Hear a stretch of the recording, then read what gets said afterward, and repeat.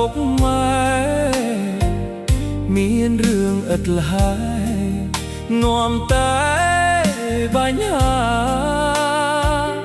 ម៉ែអើយទៅរៀនបែរទៅជាញៀនម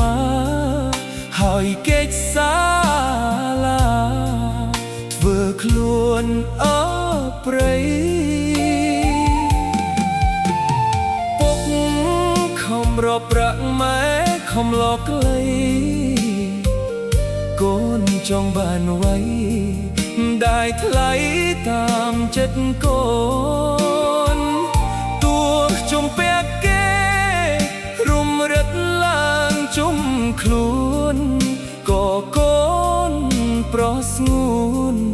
មិនខ្វល់ខ្វាយឡើយពេលនេះពុកឈឺឯកូនវិញជាប់ខ្នង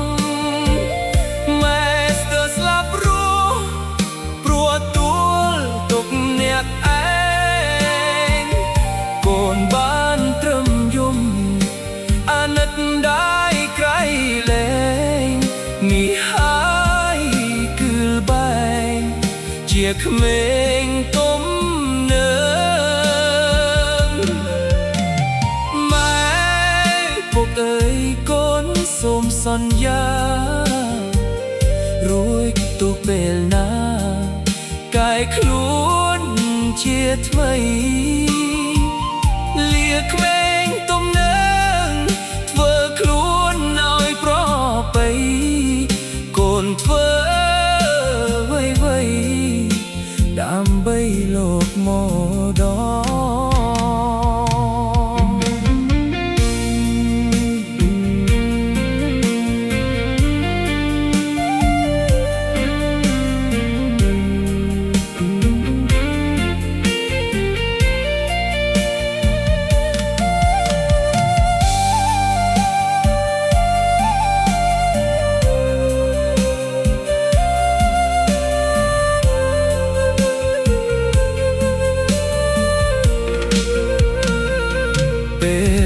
ពុកឈឺ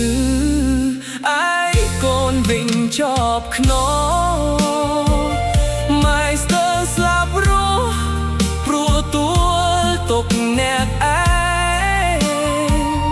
កូនបានត្រឹមយំអាណិតได้ใกล้แลงនេះហើយគឺបែងជាក្មេងទុំ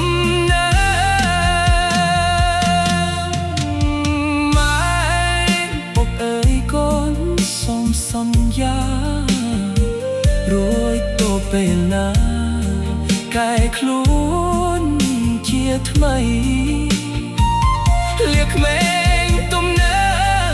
ធ្វើខ្លួនឲ្យប្រពៃកូនធ្វើអ្វីដើម្បីលោកមកដល់